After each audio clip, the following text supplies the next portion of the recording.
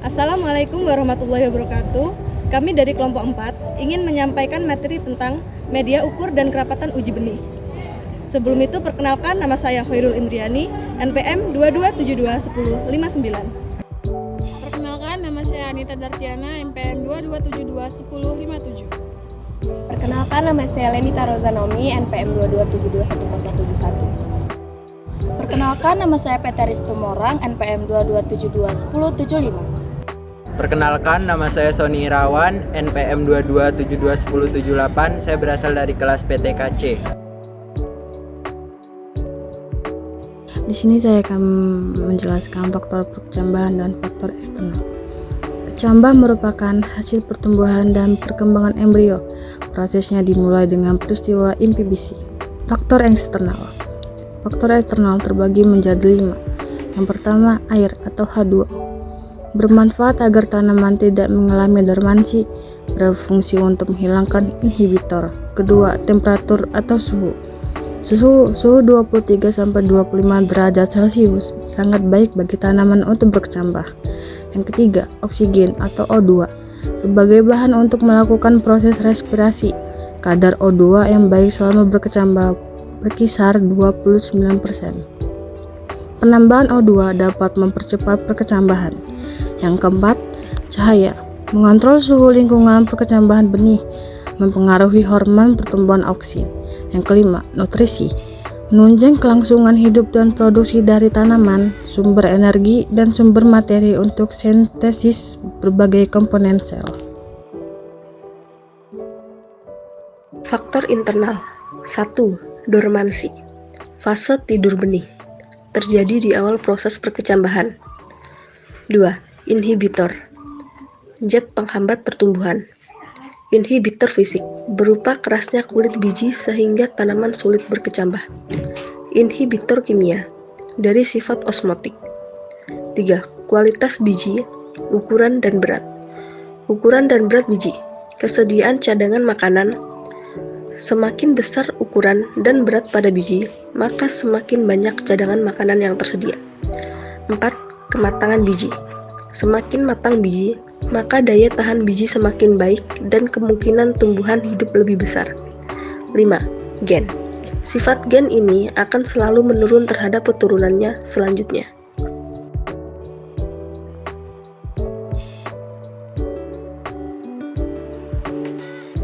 Media organik. Media organik terdapat 5 media, yaitu 1. Topsoil. 2. Arang.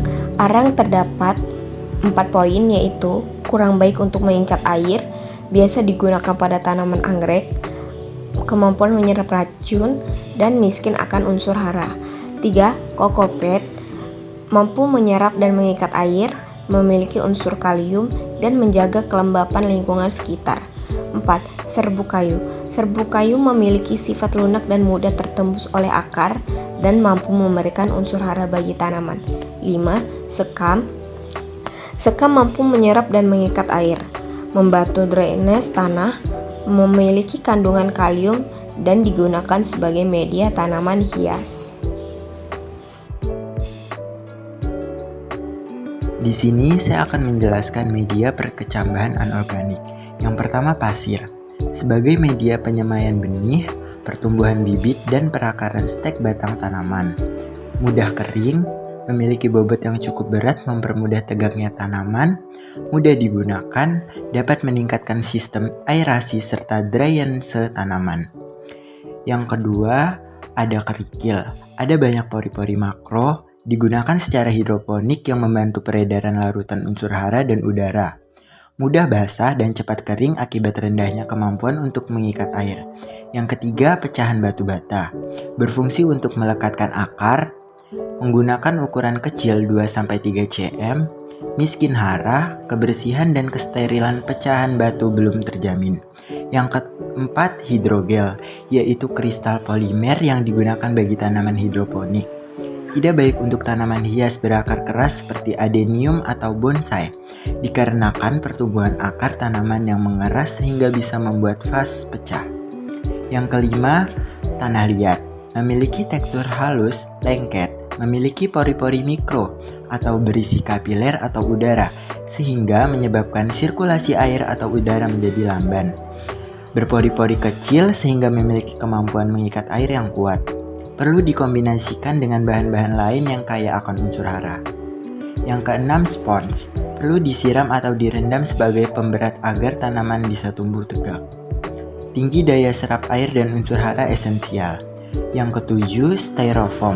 Terbuat dari kopolimer sitren, digunakan sebagai campuran media tanam untuk meningkatkan prosesitas media tanam. Yang kedelapan ada vermikulit, adalah media anorganik steril yang dihasilkan dari pemanasan kepingan mica serta mengandung potasium dan kalium. Memiliki kemampuan kapasitas tukar kation yang tinggi terutama dalam keadaan padat dan basah. Memiliki kemampuan menurunkan berat jenis dan meningkatkan daya serap air jika digunakan sebagai campuran media tanam. Baik, selanjutnya mengenai ukuran dan kerapatan benih.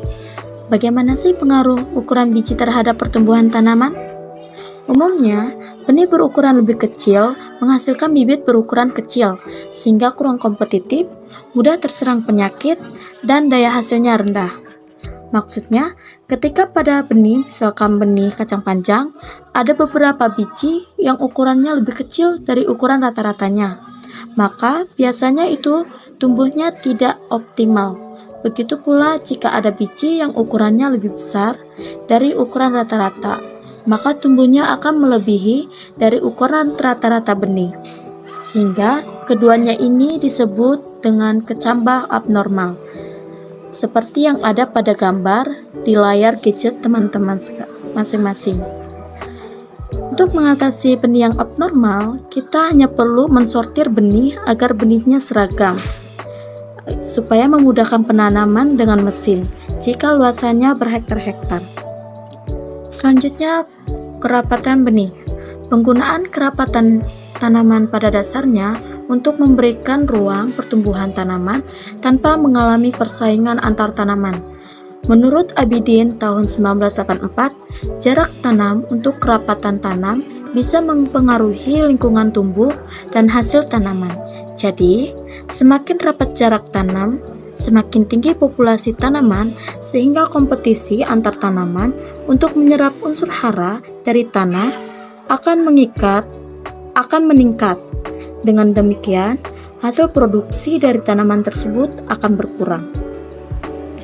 Baik, setelah penyampaian materi mengenai bagaimana pengaruh media tanam, ukuran, dan kerapatan benih terhadap pertumbuhan benih, dapat disimpulkan bahwa untuk menghasilkan pertumbuhan dan perkembangan tanaman yang baik dalam proses perkecambahannya, ada beberapa hal yang perlu diperhatikan, yaitu gen induk benih dan keseragaman bijinya.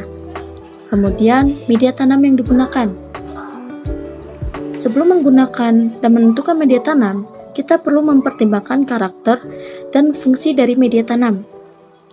Apakah sesuai dengan keperluan dari benih atau biji yang akan ditanam, lalu kelembapan udara atau daerah benih ditanam. Itu harus menyesuaikan dengan media tanamnya. Baik, sebelum kami tutup pertemuan kita hari ini, kami telah menyediakan 3 pertanyaan untuk 3 orang tercepat dari kelas PTK 2C sebagai nilai aktivitas mata kuliah Teknologi Perbenihan dengan dosen pengampu mata kuliah yaitu Ibu Novi Safitri SP MSI. Sekian dari kami pamit undur diri. Wassalamualaikum warahmatullahi wabarakatuh.